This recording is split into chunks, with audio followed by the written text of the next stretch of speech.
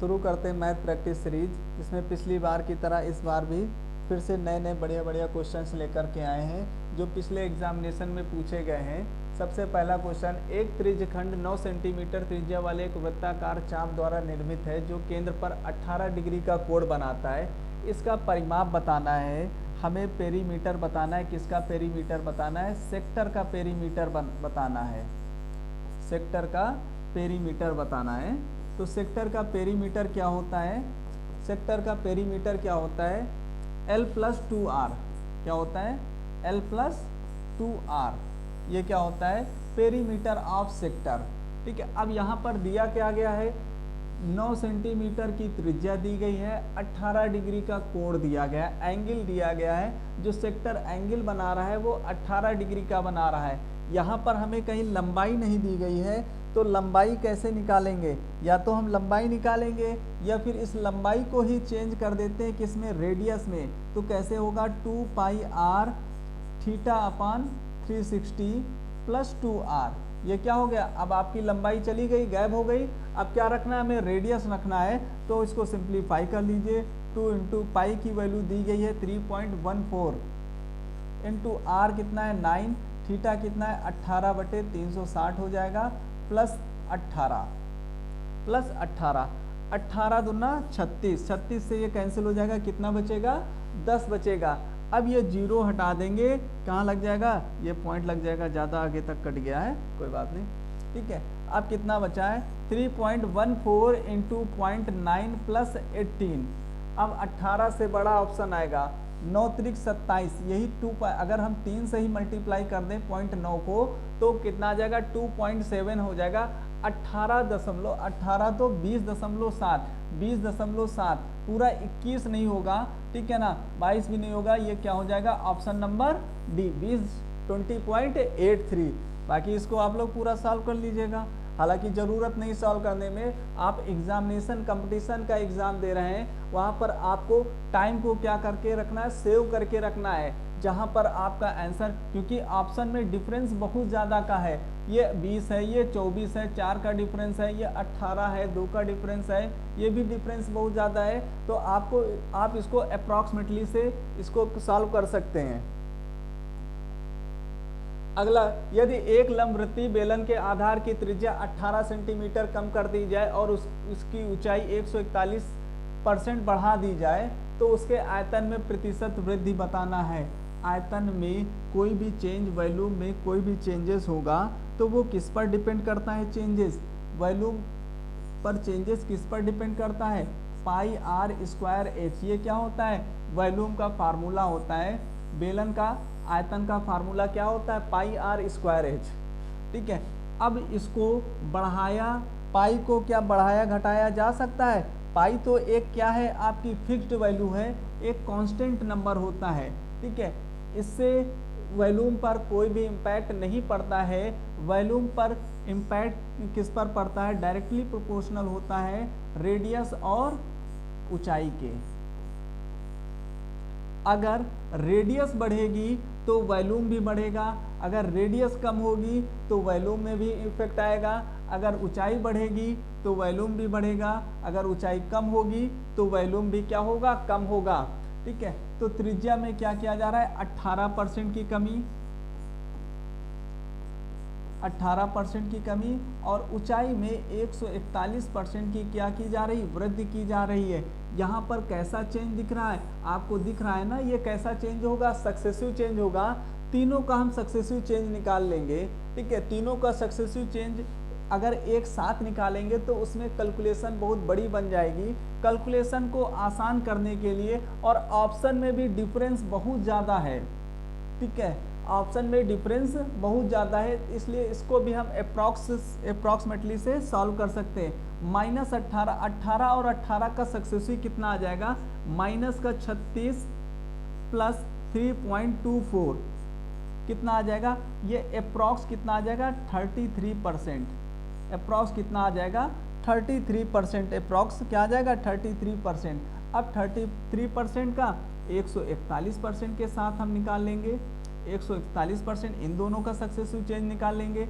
-33 plus 141, -33% plus 141% minus 33 गुणे 141 बटे 100।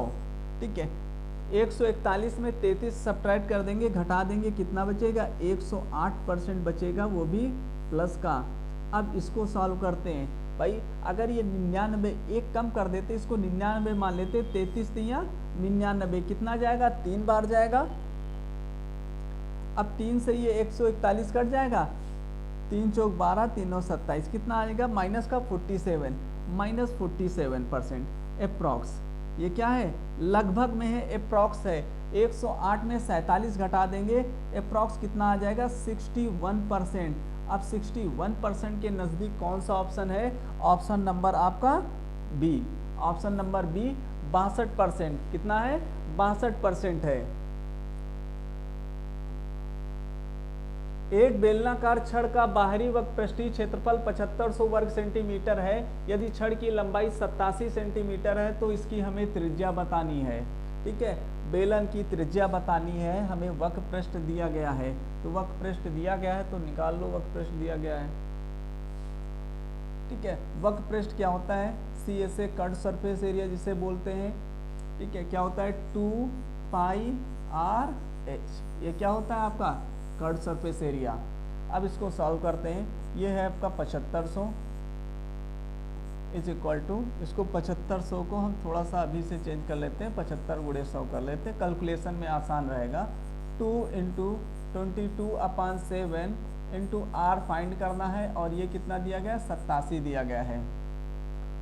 ठीक है, 3 से इसको काट लेते हैं 25, और ये 87 3 से कट जाएगा 84 87, कितना आ जाएगा 29।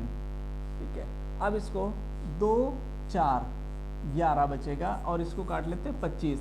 अब ये कितना हो गया 625 गुणे 7 बटे 11 गुणे 29, कितना हो गया 319।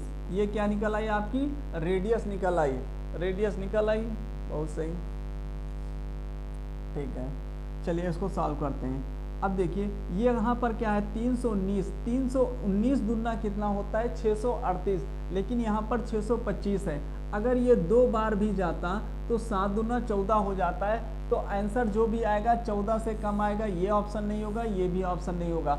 अब आपके 2 ऑप्शन बचे जो कि बहुत ही क्लोज ऑप्शन है, नज़दीक दिए गए हैं, 13.71, 13.96। ठीक है, लगभग 0.1615 का डिफरेंस है, तो इसको सॉल्व करना ही पड़ेगा। ठीक है, और अप्रॉक्स ले जाते हैं।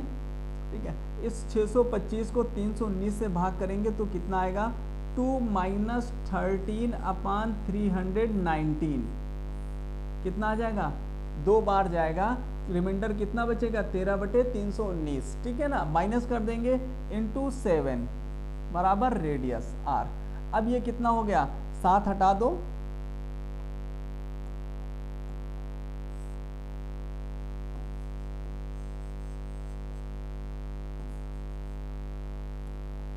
ये 7 दूना 14 हो जाएगा, गुणे 7, 13 सत्ते 91। अब 91 है, ये 319 है। अगर 91 को 4 बार भी ले जाते हैं तो कितना आता है 364 आ जाता है, लेकिन 4 बार तो जाएगा नहीं, लगभग ये कितना जाएगा 3 बार में जाएगा। और 1/3 क्या होता है 0.33। ठीक है, और 14 में 0.3 सब्ट्रैक्ट कर देंगे, कितना बचेगा 13.7। 13.7 के नज़दीक कौन सा ऑप्शन है, ऑप्शन नंबर बी 13.71, कितना है 13.71। इस तरह आप कैलकुलेशन फास्ट करके एग्जामिनेशन में अपने टाइम को सेव कर सकते हैं, अन्यथा ये क्वेश्चन आप लोग लगा तो लेंगे लेकिन कितना समय लगाएंगे पता नहीं। 16.8 सेंटीमीटर व्यास वाले एक गोले का आयतन ज्ञात करना है। गोले का आयतन क्या होता है, व्यास दिया गया है, त्रिज्या बतानी है। गोले का आयतन क्या होता है 4/3 पाई आर क्यूब। निकाल लीजिए, कैलकुलेशन है 4/3 पाई की वैल्यू रख दीजिए 22/7 इंटू आर क्यूब 8.4। देखो ये 21 को कट जाएगा ना, 8.4 को अलग कर लीजिए, इधर स्क्वायर कर दीजिए, आर क्यूब बन गया। 7 त्रिक 21, 21 चौको कितना हो जाएगा 84.4 आ जाएगा, कितना आ जाएगा 0.4 आ जाएगा। और कुछ कटेगा 22 चौको 88, 88 चौको 352, 352 का मतलब ये कितना आ जाएगा 35.2 गुणे 84 का स्क्वायर 70 56 होता है, तो पॉइंट लग जाएगा 70.56। अब इसको सॉल्व करिएगा, ठीक है। हम 35.2 का मल्टीप्लाई पहले 70 से कर लेते हैं। 70 से करेंगे कितना आ जाएगा 7 दूना 14 ये हो जाएगा, और 35 36 और ये कितना हो जाएगा 7 24 64, कितना आ जाएगा आपका 24 64। अब 35.2 की मल्टीप्लाई कितने से करना है 0.56 से करना है। 35.2 की मल्टीप्लाई कितने से करना है 0.56 से करना है। 0.5 से करते तो 35 5 15 17, ठीक है, लगभग कितना आ जाएगा आपका अप्रॉक्स 19 आ जाएगा, ठीक है। ऐड कर दीजिए कितना हो जाएगा 9 4 13 और 6 7 8 24 83, अप्रॉक्स लगभग 24 83 के नज़दीक कौन सा ऑप्शन है आपका ऑप्शन नंबर ए, क्योंकि ये 19 पॉइंट समथिंग आएगा 19 पॉइंट, ठीक है। 24 64 19 जोड़ देंगे कितना आ गया 2483, ऑप्शन नंबर आपका ए। ऐसे ही कैलकुलेशन को फास्ट करना है। एग्जामिनेशन में क्वेश्चन का अप्रोच क्या होना चाहिए, अप्रोच क्या होना चाहिए, बढ़िया अप्रोच होना चाहिए, क्वेश्चन को आप जल्दी से सॉल्व कर सकें। कैलकुलेशन में ज़्यादा टाइम वेस्ट नहीं करना है। एक त्रिभुज का क्षेत्रफल बताना है जिसकी 3 भुजाएं 11 सेंटीमीटर 15 सेंटीमीटर और 16 सेंटीमीटर की दी गई हैं। तीनों साइड कैसी हैं, अलग अलग साइड है, मतलब ये कैसा त्रिभुज बन रहा है, एक विषम बाहु त्रिभुज बन रहा है। कैसा त्रिभुज है, एक विषम बाहु त्रिभुज है, और विषम बाहु त्रिभुज का क्षेत्रफल क्या होता है अंडर रूट एस माइनस ए, एस माइनस बी और एस माइनस सी।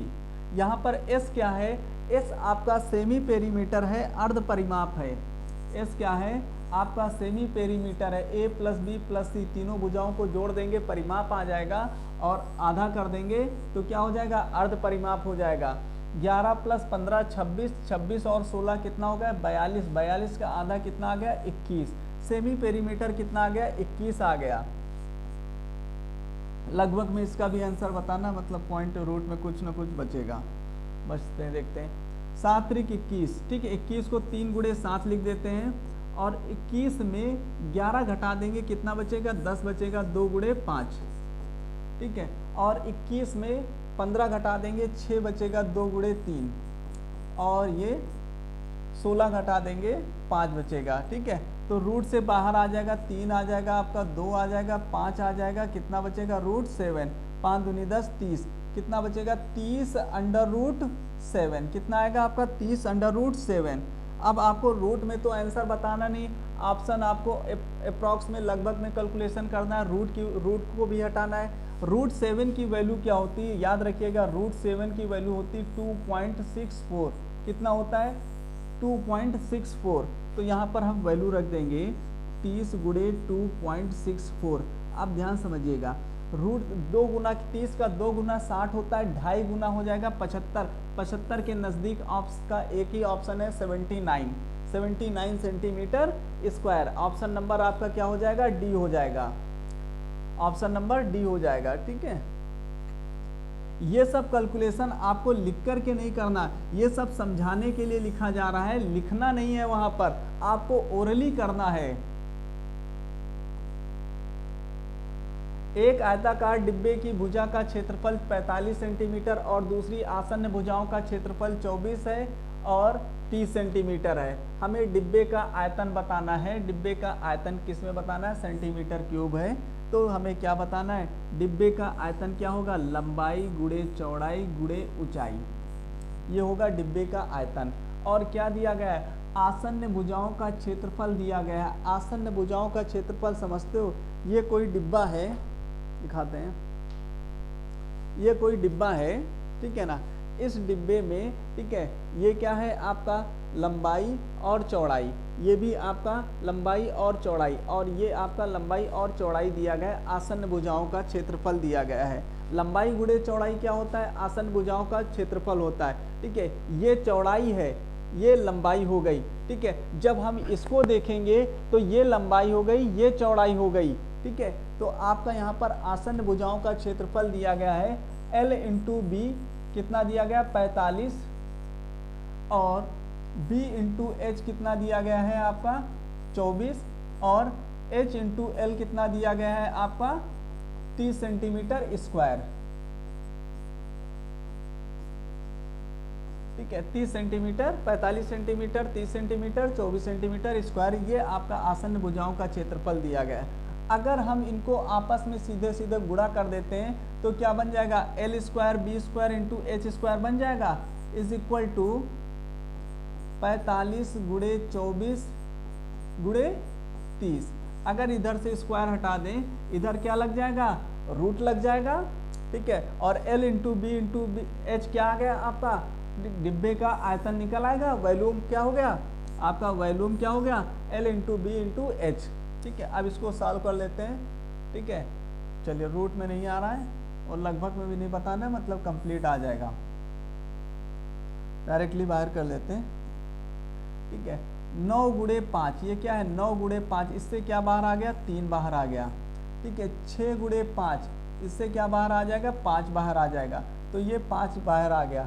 अब क्या कितना बचेगा 8 त्रिक 24, ठीक है ना, और 8 दूना 16, 4 गुणे 3 ये बाहर आ जाएगा, कितना आ जाएगा 5 चौको 20, 20 3 60, 60 3 180 सेंटीमीटर क्यूब, क्या आ गया आपका 180 सेंटीमीटर क्यूब। डिब्बे का आयतन कितना आ गया 180 centimetre cube, option number D.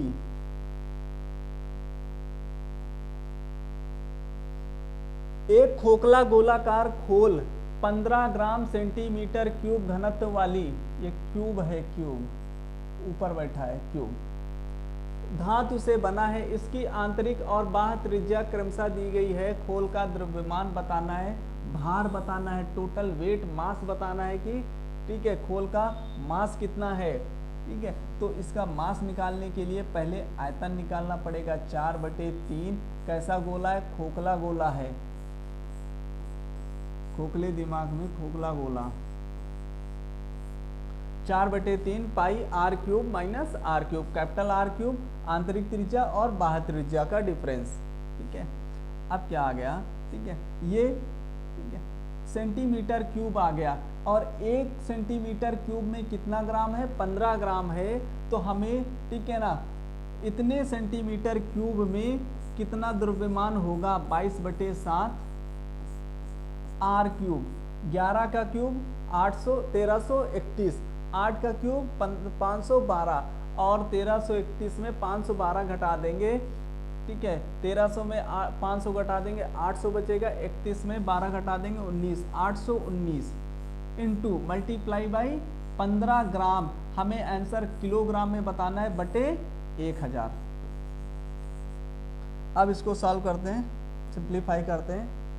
7 से तो पहले इसको उड़ा दो, उड़ जाएगा 117, ठीक है। 3 से इसको भी उड़ा दो, 3 5 15, 5 को 20, 20 से ये 0 कैंसिल हो जाएगा, क्या बचेगा 2 बचेगा, ठीक है। 22 दूना 44 गुणे 117, 44 गुणे 117/100। अब इसका मल्टीप्लाई कर लीजिए, 110 से मल्टीप्लाई कर लीजिए, पहले 110 से मल्टीप्लाई कर देंगे, कितना आ जाएगा 44 48, 4840, और उसके बाद 7 से मल्टीप्लाई कर देंगे, कितना हो जाएगा 7 पन्ना 35 308, कितना आ जाएगा 308, 8 4 51 48, 5148/100, कितना आंसर आ जाएगा आपका 51.48। खोल का द्रव्यमान कितना आएगा 51.48। अगला क्वेश्चन,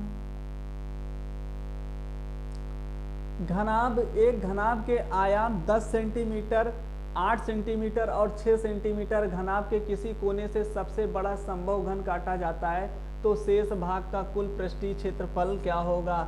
जो कुल घनाभ का कुल पृष्ठीय क्षेत्रफल होगा वही शेष भाग का कुल पृष्ठीय क्षेत्रफल होगा, ठीक है।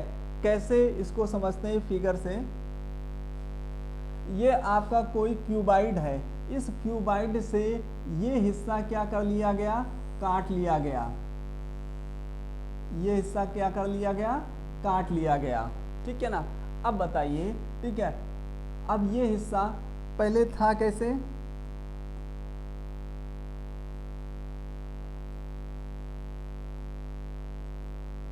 ऐसे रहा, ठीक है ना भाई।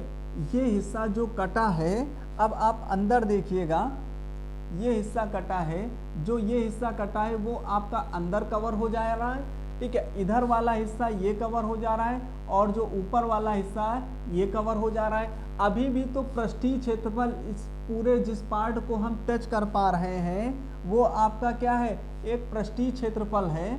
क्या है आपका, पृष्ठीय क्षेत्रफल है, और उसी का हमें क्या बताना है, क्षेत्रफल बताना है, ठीक है। तो पृष्ठीय क्षेत्रफल क्या हो जाएगा,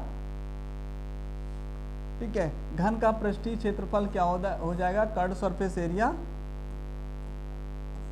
2 ब्रैकेट में एल बी कितना हो जाएगा, 80 प्लस 48 प्लस 60 कितना आ जाएगा, 140, और ये 188, 18 दूना 36, 8 दूना 16, 376 सेंटीमीटर स्क्वायर, ठीक है। तो घनाभ का कुल पृष्ठीय क्षेत्रफल कितना आ जाएगा, 376 सेंटीमीटर स्क्वायर।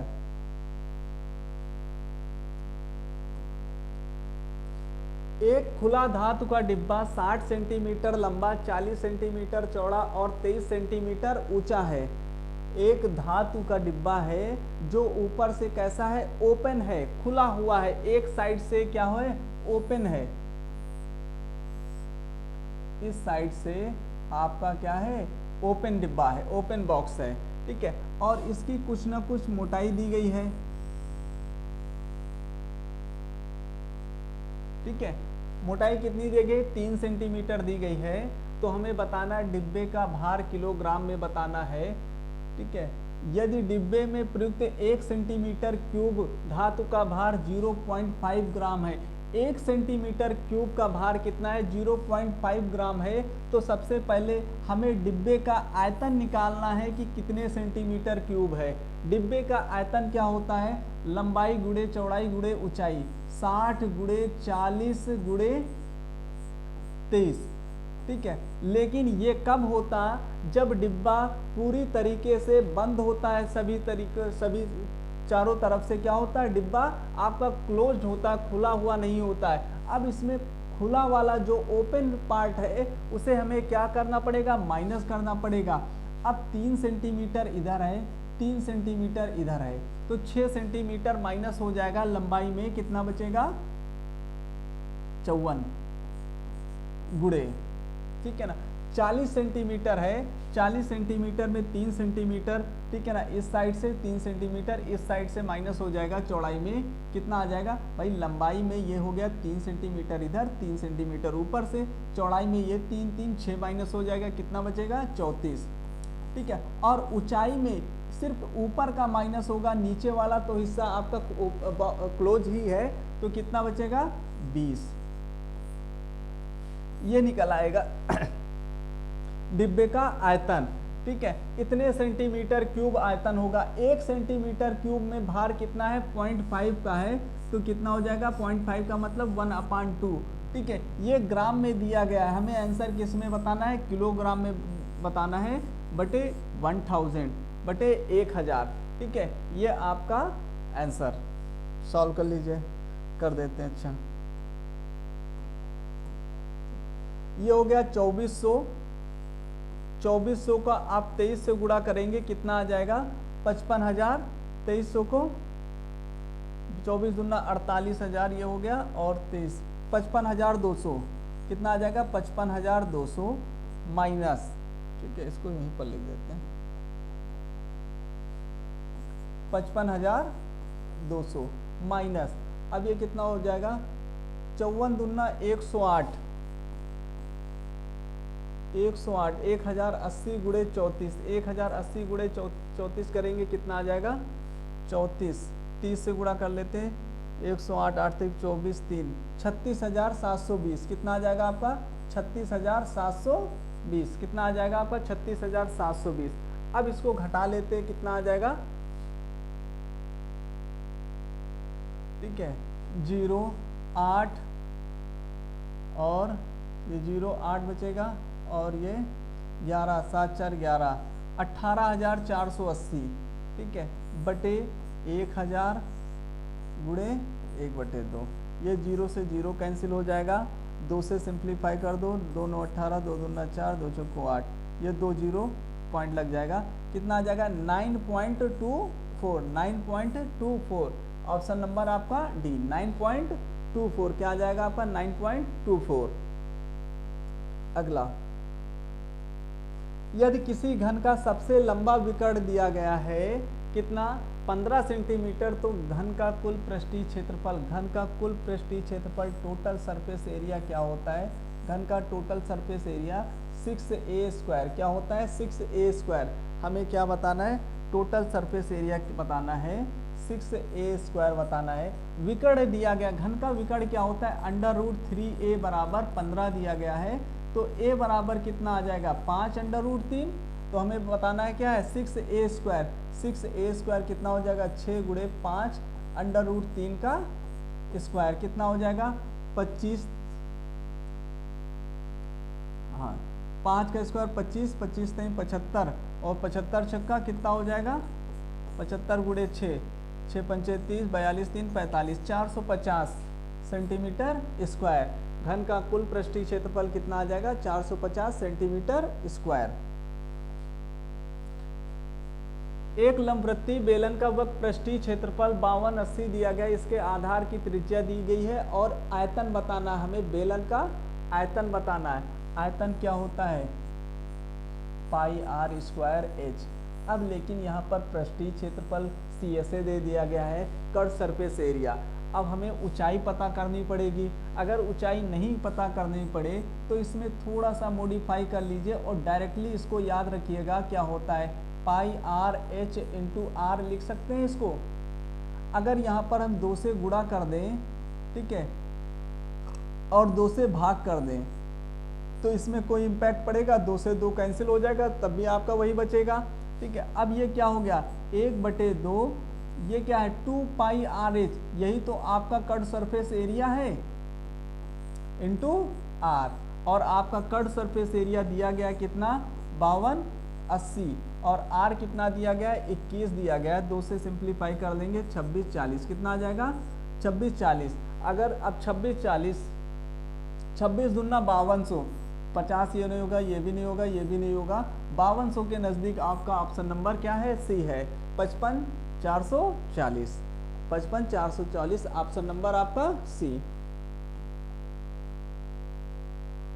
अगला, अमन रोजाना सुबह 8:25 बजे घर से निकलता है और 9:25 बजे ऑफिस पहुंचता है, ठीक है। तो ऑफिस सुबह निकलने से और उसके ऑफिस पहुंचने तक उसे कितना समय लगा 8:25 9:25 1 घंटा 30 मिनट, ठीक है। मतलब ठीक है उसे कुल जो समय लग रहा है कितना लग रहा है, कुल समय 90 मिनट का समय लग रहा है।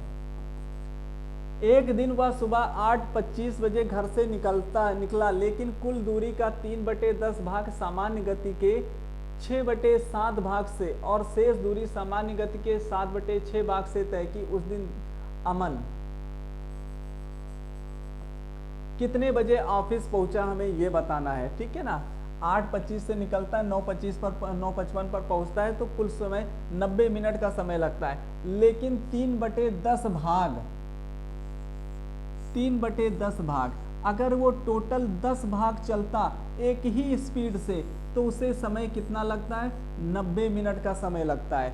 लेकिन वो कितने की स्पीड से गया है उसे, ठीक है ना, अगर वो अपनी ओरिजिनल स्पीड से चलता तो कितना समय लगता है 90 मिनट का समय लगता है, ठीक है। तो 3 यूनिट 3 किलोमीटर चलने में उसे कितना समय लगा होगा 27 मिनट का समय लगा होगा। कितना समय लगा होगा 27 मिनट का समय लगा होगा। ये टोटल डिस्टेंस है, ये इस टोटल डिस्टेंस को ये 3 यूनिट 3 किलोमीटर की डिस्टेंस को 27 मिनट में तय करता। कब, जब वो अपनी सामान्य गति के 6/7 भाग से, ठीक है ना, 6 स्पीड कितना है 6 से 7, अगर ठीक है ना स्पीड पहले कितनी थी, 6 यूनिट थी और 7 यूनिट कर दिया, सॉरी ठीक है। स्पीड कितना है, 6/7, सामान्य गति के 6/7 भाग से और शेष दूरी सामान्य गति के 7/6। ये स्पीड कितना है, 6/7 दिया गया है, तो टाइम का रेशियो 7/6 नहीं हो जाएगा, इतना समय नहीं लगेगा। और अगली दूरी 7 किलोमीटर की, ठीक है, उसे 7 किलोमीटर जाने में कितना समय लगेगा, एक यूनिट का मतलब 9 मिनट आ रहा है, तो आपका 7 यूनिट का मतलब कितना मिनट आ जाएगा, 63 मिनट आ जाएगा। ये 63 मिनट कब आएगा, जब 7/6 स्पीड होगी, तो टाइम कितना हो जाएगा, 6/7। कितना समय लगेगा, 9 7 63, 54 मिनट, ठीक है। इसे, ठीक है, स्पीड चेंज करने के बाद 54 मिनट का समय लग रहा है, और यहाँ पर 2 3 63/2, 63/2 का मतलब कितना समय लग रहा है, 31.5 मिनट का समय लग रहा है, 31.5 मिनट। कुल कितना समय हो गया, 85, 4 1 5, 85.5 मिनट का समय लग रहा है इस दूरी को पूरा करने में। 85.5 मिनट, 85.5 मिनट का मतलब हो गया 1 घंटे 25 मिनट और 30 सेकेंड, ठीक है।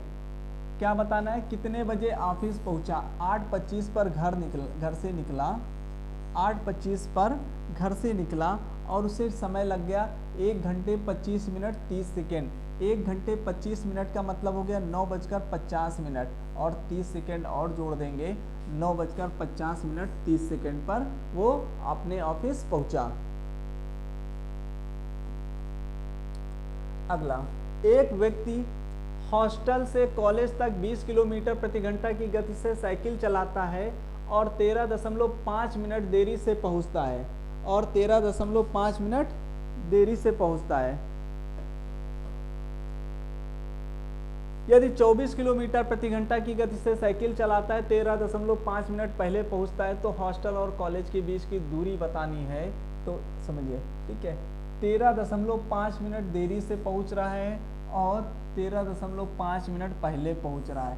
अगर देरी से पहुंचे और पहले पहुंचे, या फिर पहले पहुंचे देरी से पहुंचे, इन दोनों ही केस में जो टाइम का डिफरेंस आएगा वो क्या हो जाएगा, जुड़ जाएगा, ठीक है।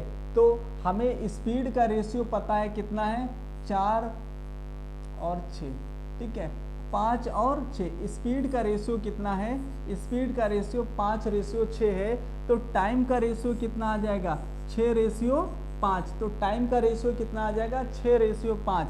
जबकि टाइम में डिफरेंस कितने का आ रहा है, ठीक है, कितने का आ रहा है, 13 साढ़े 13, कितना, 27 मिनट का डिफरेंस आ रहा है।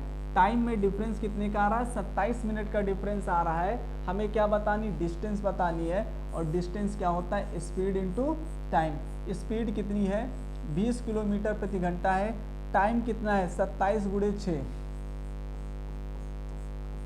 बटे 60 मिनट में बना लेंगे।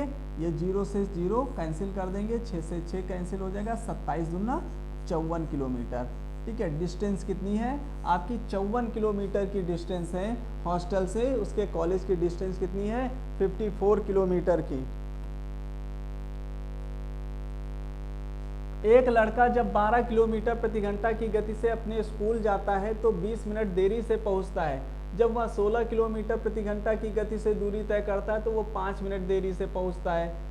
वह गति ज्ञात कीजिए जिससे वह समय पर पहुंच सकता है और उसके स्कूल की दूरी भी बतानी है। यहाँ पर हमें स्पीड भी बतानी है, और स्पीड कैसी बतानी है, वह स्पीड बतानी जिससे वह समय पर पहुंच सके, लेट लपेट ना हो, ठीक है ना, बिल्कुल टाइम पर पहुंचे, ठीक है। तो क्या बताना, और डिस्टेंस भी बताना है, ठीक है। तो सबसे पहले अब यहाँ पर समझिए, 20 मिनट देरी से पहुंच रहा है और 5 मिनट देरी से पहुंच रहा है। अगर देरी से पहुंच रहा है, ठीक है ना, और जल्दी पहुंच रहा है, दोनों ही केसों में टाइम का जो डिफरेंस होगा वो क्या होगा, माइनस हो जाएगा, ठीक है। स्पीड का रेशियो कितना है, 3 और 4। स्पीड का रेशियो कितना है, 3 और 4 है। तो टाइम का रेशियो कितना हो जाएगा, 4 और 3 हो जाएगा। टाइम में डिफरेंस कितने का है, 1 यूनिट का है, जबकि यहाँ पर कितने का है, 20 मिनट देरी से 5 मिनट की देरी से टोटल डिफरेंस कितना है, 15 मिनट की देरी से है। ठीक है, तो हमें डिस्टेंस बतानी है। डिस्टेंस क्या आ जाएगा, स्पीड इनटू टाइम, ये क्या आ जाएगा आपका डिस्टेंस। डिस्टेंस निकाल लेते हैं, स्पीड कितनी दी गई है 12 किलोमीटर से निकाल लेते हैं, टाइम कितना दिया गया है, ठीक है 15 चौको 60, 60 का मतलब 1 घंटे, तो डिस्टेंस कितनी आ गई 12 किलोमीटर की आ गई। तो ये आपका ऑप्शन कट जाएगा और ये ऑप्शन कट जाएगा, दो अब बचेंगे। हमें स्पीड भी निकालनी होगी।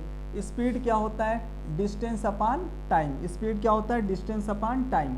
तो डिस्टेंस क्या है, डिस्टेंस तो 12 किलोमीटर की है। टाइम क्या है, हमें टाइम कौन सा, वह समय जिससे वह समय पर पहुंच सकता है। अगर ये 15 चौको 60 मिनट का समय लगाता है तो 20 मिनट से देरी से पहुंचता है, तो उसके पहुंचने का सही समय क्या है, 40 मिनट में पहुंचने का सही समय है, मिनट है तो इसको घंटे बना लेंगे।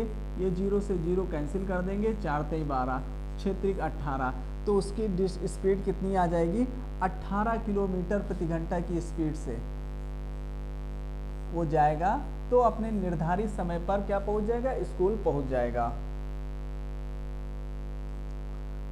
अगला और अंतिम क्वेश्चन, रमा घर से 5 किलोमीटर दूर अपने कार्यालय तक पैदल जाती है।